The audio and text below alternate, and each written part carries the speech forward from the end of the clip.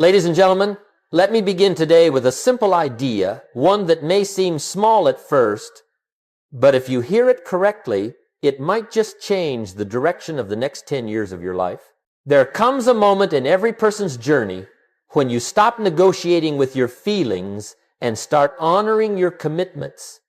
Now, that moment doesn't arrive with fireworks. It doesn't come with applause. It doesn't even come with permission. It comes quietly, privately, when you finally look in the mirror and say, enough of this drifting, enough of this postponing, enough of breaking promises to myself. That is the beginning of a new life. Not when you buy the planner, not when you set the goal, not when you feel inspired. A new life begins the moment you decide, truly decide, that your future deserves more than your excuses. And that is why I want to invite you to something special, something simple, something powerful, a 30-day challenge. Not a challenge to become perfect, not a challenge to change everything, just one challenge: show up. Show up when you feel like it and show up when you don't. Show up on the easy days and show up on the days when life hands you reasons to stay home. Show up not for the world, but for the one person who knows whether you've been keeping your word you. Because if you can learn to do that for 30 straight days, you'll build something far more valuable than a new habit. You'll build the foundation of a new identity. This challenge is not about motivation. Motivation comes and goes. It flares up like a match, bright, exciting, and gone in a moment. No, this challenge is about discipline. Discipline is steady. Discipline is quiet. Discipline is the long-term partner of anyone who ever accomplishes anything of worth. And if you can learn to show up consistently, even when you're tired, even when you're busy, even when you don't feel like it, you will begin to trust yourself in a way you may not have trusted yourself in years. So as we begin this journey together, remember, your life does not change in the grand moments. It changes in the small decisions repeated. And these next 30 days may very well be the turning point that separates the person you've been from the person you intend to become. Now let's talk about something most people never take the time to examine: why we break promises to ourselves. You see, if you break a promise to someone else, you feel guilty. If you tell your friend you'll meet him at 10 and you don't show up, you feel embarrassed. If you tell your boss you'll have the report done Friday and you miss the deadline, you feel the consequences. But strangely enough, when we break a promise to ourselves, we dismiss it. We say, no big deal. I'll start tomorrow. It's just me. And that, my friends, is where the trouble begins. Because if you can't trust yourself, who can you trust? If you don't keep your own word, whose word will you believe? Breaking promises to yourself is not a small act. It's a quiet erosion of self-respect. And it doesn't happen suddenly. It happens little by little, like a slow leak in the tire you don't bother to fix. You don't notice it the first day. You don't notice it the second week. But one morning you wake up and the car won't move. That's what happens inside a person who constantly says, I'll do it later. The self-trust leaks out. The confidence flattens.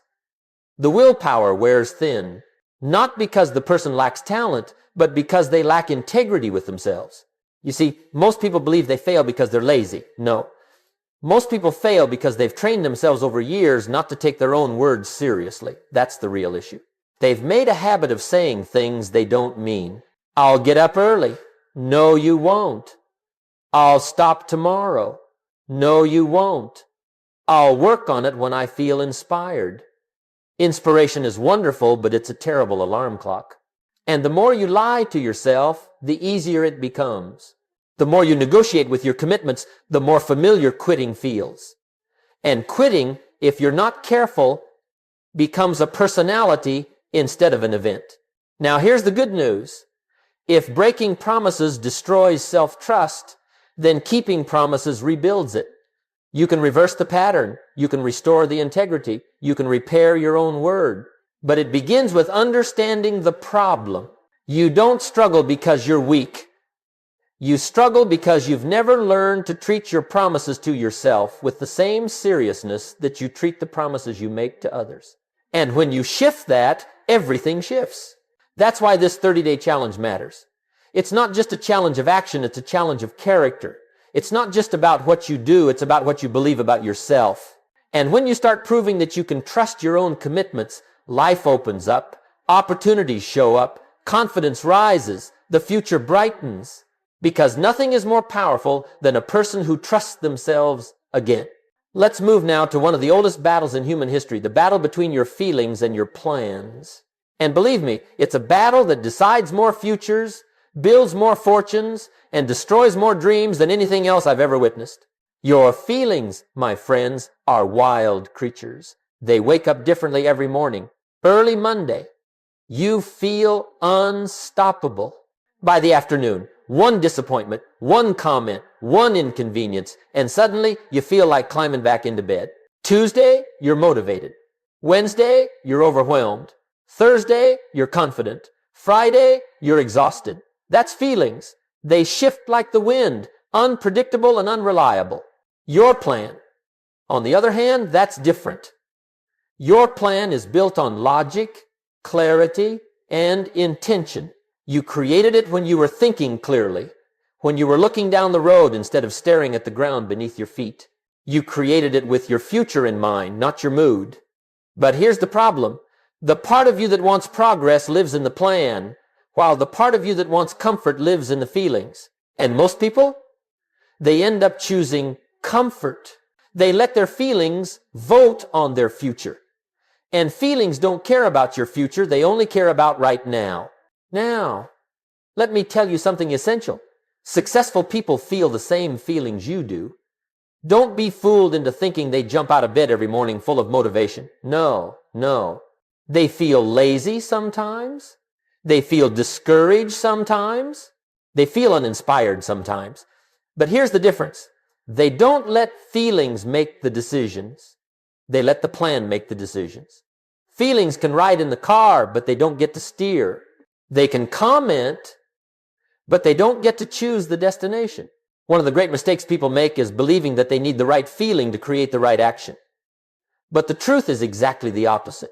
Consistent action creates the feelings you want, not the other way around. If you act only when you feel good, you'll accomplish little. If you act according to a plan, regardless of feeling, you'll accomplish almost anything. That's the difference. And that's why the 30-day challenge works. It puts the plan back in the driver's seat.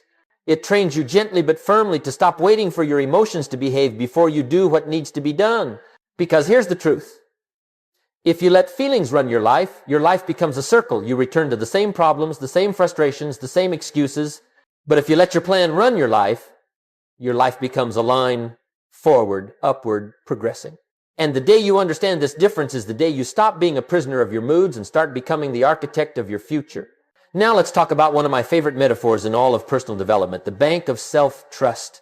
And let me tell you, this bank is more important than your savings account, more important than your career, and for some people, even more important than their education. Because if you don't trust yourself, it doesn't matter how many books you read, how many goals you write down, or how many opportunities life hands you. Without self-trust, you can't build the future you want. You simply don't believe yourself long enough to follow through. Every day, you're making transactions in this invisible bank. Every time you keep a promise to yourself, a small one, even an easy one, you make a deposit. You add to your balance. You say to yourself, see, I said I would, and I did. And every time that happens, a little more confidence grows, a little more certainty, a little more internal strength. You start to walk differently, talk differently, think differently. You start to believe in your own word again. But the opposite is also true. Every time you set the alarm for 6 and hit snooze until 7, you've made a withdrawal.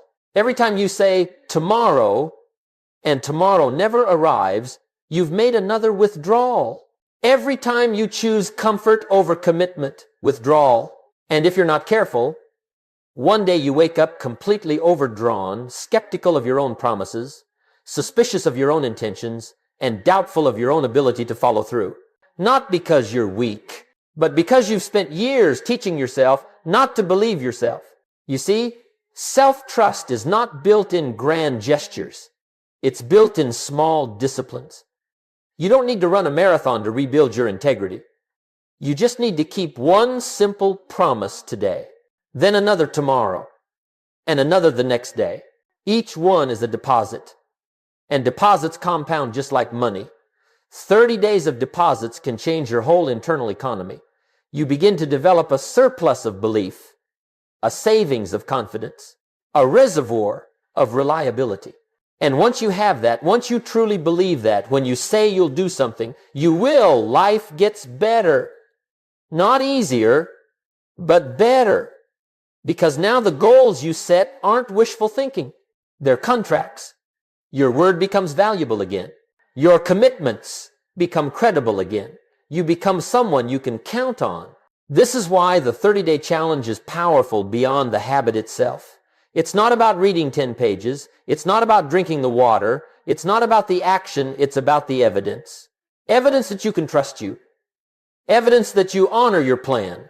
Evidence that you are building a stronger, richer, more disciplined internal economy. And once you restore that bank, once you're in the positive again, you'll find that success is no longer out of reach. It's simply a matter of continuing to invest in yourself, one promise at a time. Now let's move into the heart of this challenge, the rule that makes the whole thing work. And let me tell you right away, it is not complicated. It doesn't require a degree or a spreadsheet or a personal coach standing behind you with a whistle. It requires one thing, a single daily promise. Just one, not 10, not 5, not even 2, one. Because the goal of this challenge is not to overwhelm your schedule, it's to rebuild your credibility. And credibility doesn't come from doing everything. It comes from doing something every day without fail. Most people fail because they try to change their whole life on Monday morning. They want to start a diet, run 5 miles, read 3 books, meditate for an hour, fix their finances, clean the garage, call their grandmother, and learn Mandarin all before lunch. That's not discipline. That's emotion pretending to be discipline. Emotion says, let's change everything at once. Discipline says, let's do one thing consistently, and discipline always wins in the long run. So here's what I want from you. Choose one commitment that is so simple, so clear, and so measurable that there is no confusion about whether you did it. No negotiation. No blurred lines. No sort of. Something like read 10 pages, walk 10 minutes, drink 1 bottle of water, write 1 paragraph, wake up at the first alarm, make your bed. You see, the size of the commitment is not the point. The consistency is. The action is merely the vehicle. The real treasure is the identity you're rebuilding through the act. Choose something small enough that even on your worst day, the day you're tired, stressed, frustrated, disappointed, you can still do it. Because life will give you those days. That's guaranteed. But what you're training in this challenge is the ability to keep moving even when the day isn't cooperating. That is the muscle we are trying to build. And muscles don't grow from what you do once. They grow from what you do repeatedly. Now let me warn you of something important. Your feelings will attempt to complicate this. They'll say, this is too easy. Make it bigger. Make it grand. Don't fall for that. Your feelings want excitement. Your future wants consistency. The excitement will fade. The consistency will remain. What we are building here is not a moment of inspiration. We are building a foundation for your life. And foundations must be steady, not dramatic. So pick your one promise, write it down, say it aloud, and commit to doing it for 30 straight days. Not 28, not 29, but 30. Why? Because 30 days is long enough to confront your excuses, long enough to reveal your patterns, long enough to face your feelings, and long enough to prove that you can win the daily battle with yourself. This is the rule. Simple, clear. And if you follow it, it will change something far more important than the habit itself. It will change the way you see yourself. And once you change that, everything else becomes possible. Now let's talk about day 1, a day that looks simple on the calendar but carries more weight than most people realize. Day 1 is where the whole battle begins. And let me prepare you. Day 1 often feels harder than it should. You would think starting fresh, full of resolve, stepping into something new would be exciting, invigorating, easy. But the truth is, day 1 is not a battle against the activity you chose. It's a battle against your history. It's a battle against the old version of you, the one who hit snooze, postponed goals, and negotiated promises down to nothing. And that old version does not retire quietly. It puts up a fight. On day 1, your feelings will start whispering before breakfast. You don't have to begin today, they'll say. You've had a long week. You should rest. Start tomorrow. Tomorrow will be better. Now you must understand tomorrow is a liar. Tomorrow has been lying to you for years. Tomorrow has stolen more dreams than failure ever has. And day one is your chance to stop believing in that lie. Because if you can conquer the first day, you've already done something extraordinary. You've broken a pattern that may have been running your life for a very long time. Now, here's something interesting. On day one, you may not feel amazing after you complete your commitment. You may not feel transformed, but you will feel something important, a spark of self-respect. A quiet voice that says you did it, not because you felt like it, but because you said you would. That is the first brick in the new foundation you're laying. And without that brick, nothing else you build will stand. Let me tell you a little secret. Most people never finish day one because they never really start day one. They wait for the perfect moment, the perfect feeling, the perfect schedule. But perfect moments don't produce discipline. Action produces discipline. You don't wait to feel ready. You act, and the readiness shows up later. You don't wait for inspiration. You move first, and inspiration catches up. So when day one arrives, don't look for excitement. Don't look for motivation. Don't look for signs from the universe. Look for your plan. Look at your commitment. And then simply say, today I begin. And even if it takes you 5 minutes, even if the action is small, even if no one claps or notices or congratulates you, you have won. You've won the most important battle of the entire 30 days. The battle to begin. Because once you prove to yourself that you can start, then you can continue. And if you can continue, then you can change. Day one is not the victory. It is the permission slip for everything that comes after. So treat day one with respect. It is the door. And once you walk through it, life starts to look different. Now let's move ahead to day 7, a fascinating point in this journey, because it's where most people begin to hit what I call the wall of boredom. And let me tell you, this wall has ended more good intentions than exhaustion ever has. You see, fatigue you can recognize, stress you can describe, but boredom sneaks in quietly. It doesn't shout, it whispers. It whispers things that sound reasonable, gentle, even kind. By day 7, the novelty has worn off. The excitement of a fresh start has faded. The emotional buzz you felt on day 1 has evaporated. Now you're simply left with the task. And your feelings will start to lean over your shoulder and say, this isn't doing anything, this isn't changing your life, this isn't worth it. Come on, skip today, just one day. And here's the dangerous part. Boredom makes quitting feel logical. Not emotional, not reckless, not dramatic. Logical.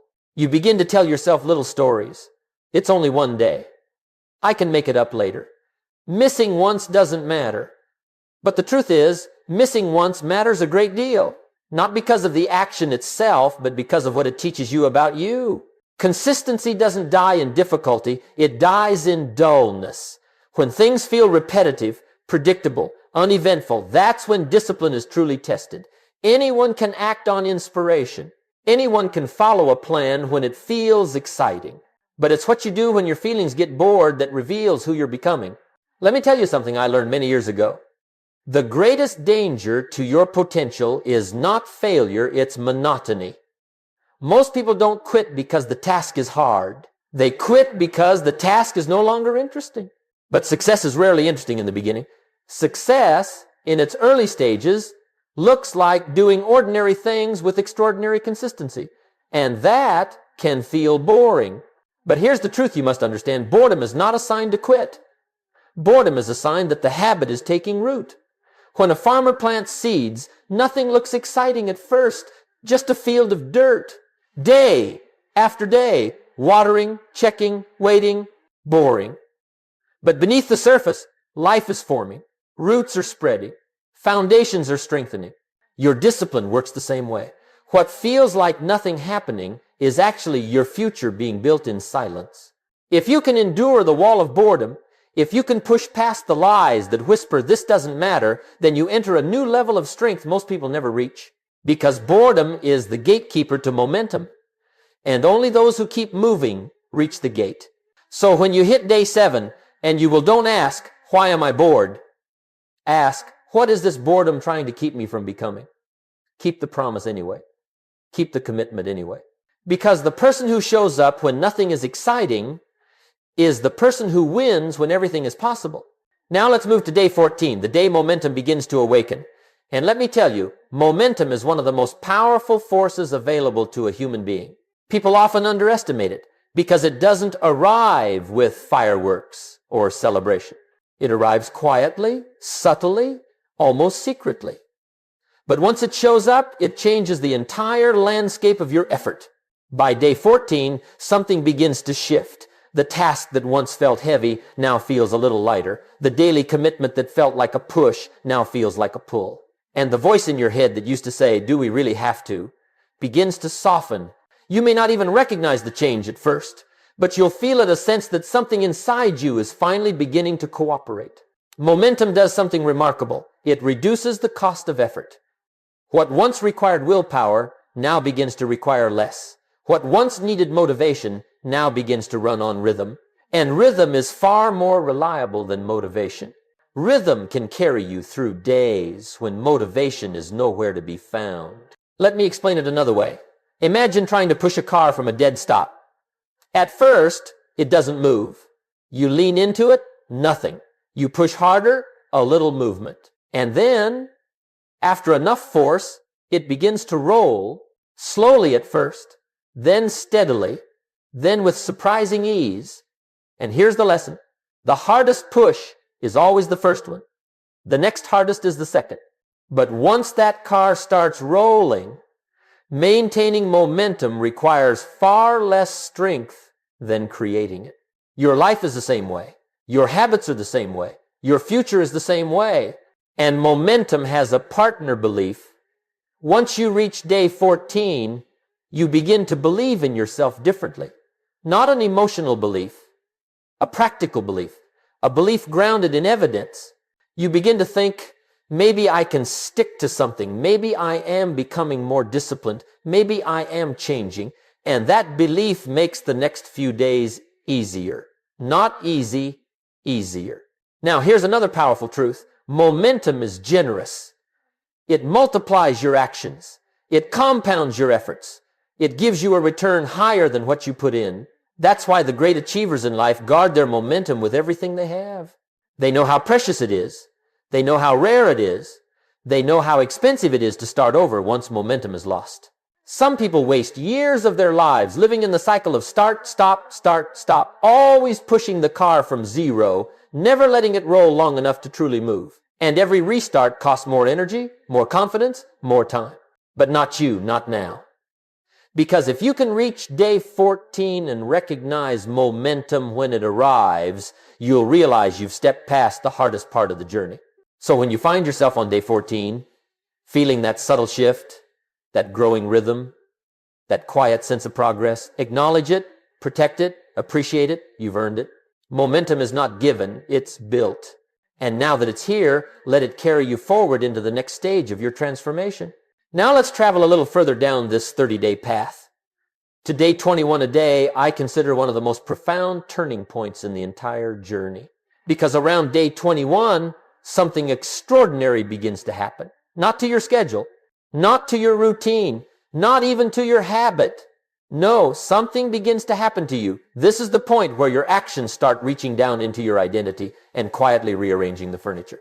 By day 21, you've shown up again and again, not perfectly, but consistently enough that the evidence is starting to stack up. And evidence, my friends, is powerful. Evidence begins to alter the story you tell yourself about yourself. Up until now, you may have carried the identity of someone who quits, someone who hesitates, someone who starts strong but fades quickly. But after 3 weeks of honoring your promise, that old identity begins to crack. And a new one begins to form the identity of someone who follows through. This is where you stop saying, I'm trying to be consistent, and start saying, I am consistent.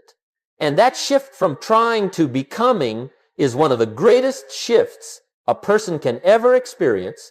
When you move from I hope I can to I am the kind of person who does, your entire life takes on a different tone. You see, most people try to change their life with willpower. But you don't need more willpower, you need a new identity. Because you always act like the person you believe yourself to be. If you believe you're undisciplined, you'll find a way to prove it. If you believe you're inconsistent, you'll act in harmony with that belief.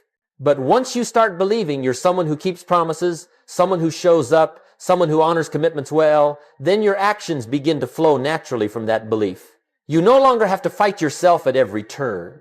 Instead, you begin to cooperate with your own nature because your nature has changed. Identity is not built in declarations. It's built in repetitions. You don't become disciplined by announcing it on Monday morning. You become disciplined by proving it every evening before bed. You don't become reliable by telling the world you're reliable. You become reliable by being reliable. Identity is the accumulation of tiny victories.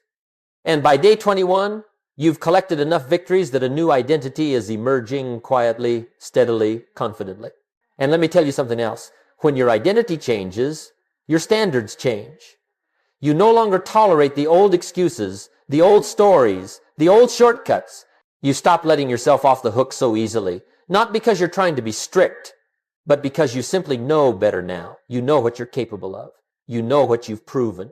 And once you've tasted self-respect, it's very difficult to go back to self-neglect. This is the beauty of day 21. It's not just about keeping the streak alive. It's about recognizing that you are no longer trying to behave like a disciplined person. You are becoming one. The challenge is no longer external. It's internal. You're not just fighting to keep up the habit. You're fighting to protect the identity the habit is giving you.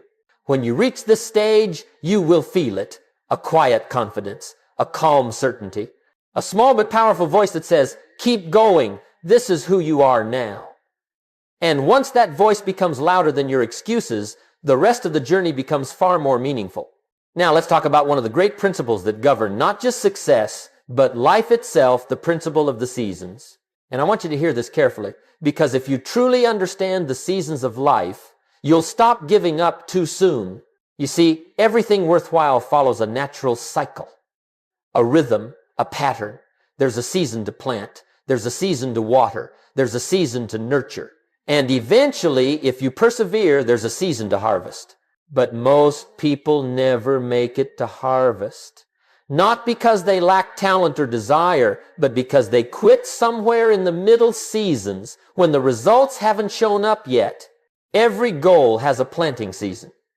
You plant the seed of discipline, the seed of consistency, the seed of commitment. And here's the truth most people don't want to hear. When you plant a seed, nothing seems to happen.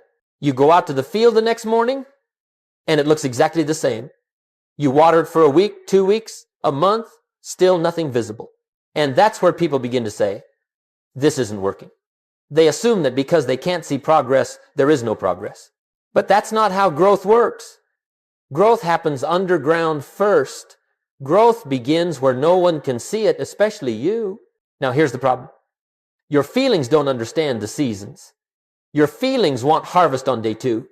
Your feelings want progress without patience, reward without repetition, results without roots. But that's not nature's way. And it's not success's way either. By this point in the 30-day challenge, you've planted the seeds, you've watered them, you've protected them, but you may not be seeing the transformation yet. You may not feel different. You may not look different. You may not even believe you're different. And that's precisely when people quit, right before the breakthrough, right before the moment the roots begin to push upward toward the light. They walk away from the field they've invested in because the harvest isn't immediate. I've watched people do this in every area of life. The salesperson who works hard for months then quits the week before they're about to explode in production. The entrepreneur who survives 3 tough years then quits 6 months before their idea becomes profitable. The person who's been exercising consistently then stops the moment right before their body begins to change. They weren't wrong. They weren't unworthy. They weren't unlucky. They just quit before harvest. So let me tell you something important. Your job in the early seasons is not to harvest it, is to tend the field. Your job is to keep showing up, keep watering, keep nurturing, even when you can't see the progress yet. Because the progress is coming. It always comes. Nature has never failed to reward the planter who stays long enough to reap. The seasons principle teaches patience. It teaches persistence. It teaches the courage to stay in the game when your feelings whisper, this isn't working. But, hear me now, feelings are short-term. Seasons are long-term. Feelings look at today. Seasons look at the whole cycle. Feelings see the empty field. Seasons see the future harvest. And if you want the harvest, you must outlast the feelings. You must trust the process. You must honor the cycles. You must stay until the season changes. So as you move forward in this 30-day challenge, remember, you are not just performing a task, you are planting a future. And the moment you are tempted to quit may be the moment right before the first sprout breaks the surface. Don't rob yourself of that moment. Stay with it. Stay steady. Stay in the season. Because everything you're working for is growing even if you can't see it yet. Now let's talk about something most people overlook, something so powerful that it can either support your discipline or sabotage it. And that is your environment. Let me tell you something that took me a long time to understand. Your environment will always defeat your intention if the two are in conflict. Always. You cannot expect yourself to rise above the world you place yourself in every day. If your kitchen is full of junk food, your feelings will win. If your desk is cluttered, your focus will fade. If your friends are casual with their commitments, you'll become casual with yours. If your home is arranged for comfort instead of progress, you will drift toward comfort instead of progress. You see, you don't just need a good plan, you need a supportive environment. That means setting your world up to make the right thing easy and the wrong thing hard. Put the book beside your pillow so it's the last thing you see at night. Lay out your running shoes where you trip over them in the morning. Place the water bottle on your desk before you start work. Build your surroundings like a silent partner, one that nudges you toward the person you're trying to become. People say, Jim, I need more willpower. No, what you need is a better environment. Willpower is fragile. Environment is constant. Willpower runs out by noon. Environment lasts 24 hours a day.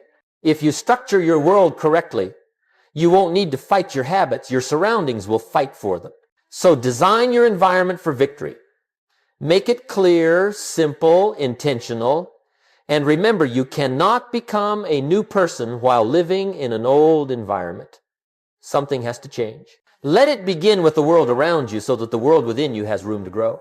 Section 12, the power of public accountability. Written as a live Jim Rohn style speech, continuous and uninterrupted. Now, let me share with you another powerful strategy, public accountability. Human beings, by nature, behave differently when someone is watching. We show up stronger, we show up more consistently, we show up with a little more pride, not because we're trying to impress others, but because we want to live up to the standard we declared. Find one person, just one, who is also trying to grow, trying to improve, trying to become more disciplined, and say to them, here is my commitment. Ask me about it every day for 30 days. That's it. Not to pressure you, not to shame you, just to acknowledge it, just to make it real. You see, accountability does something remarkable. It exposes your excuses. It forces you to face your own patterns. It turns the private negotiations you've been having with yourself into public commitments you must stand behind. And when you do, when you know that someone will ask you, did you do what you said you would do, you carry yourself differently. That little bit of added responsibility can turn a maybe into a must. And here's the beautiful part. When you keep your commitments publicly, your confidence grows privately. You build inner strength from outer accountability. It's a wonderful partnership, so don't be too proud to ask for support. Success is personal, yes, but it is rarely solitary. Let someone walk with you, not to carry you, but to keep you honest. Now imagine arriving at day 30, the final day of this challenge. You've shown up again and again. You've battled your feelings. You've outlasted boredom. You've pushed past doubt. You've lived through the seasons of discipline. And now, standing at day 30, you can finally look back. What you see may surprise you. You'll notice something different in your posture, something different in your voice, something different in your thinking. Because after 30 days of keeping your word, you are no longer the same person who began this journey. You have evidence now, evidence that you can trust yourself, evidence that you can stay consistent, Evidence that you can overcome feeling, fatigue, frustration, and fear. And that evidence is priceless. You didn't just create a habit, you created proof. Proof that when you say, I'll do it, you will. Proof that you have the capability to build the life you want. Proof that discipline is within your reach, not beyond it. Day 30 is not the end, it is the beginning. Because now you know what you're capable of. And once a person knows what they're capable of, the world opens up in a new way. Let's talk now about what this challenge truly gives you, something far more valuable than a streak of days or a completed checklist. It gives you freedom, not the freedom to do whatever you want whenever you want. That's not freedom, that's impulse. Real freedom is the ability to control your actions, to choose your behavior, to follow your values instead of your moods.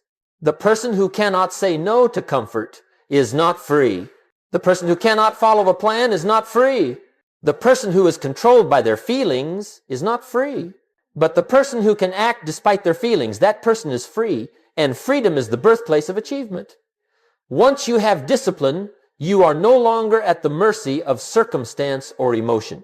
You can build, you can grow, you can create, you can rise. And that, my friends, is the long-term gift of this 30-day journey. Not the habit, not the streak, not the checklist, but the freedom to build a future without being held hostage by your own feelings.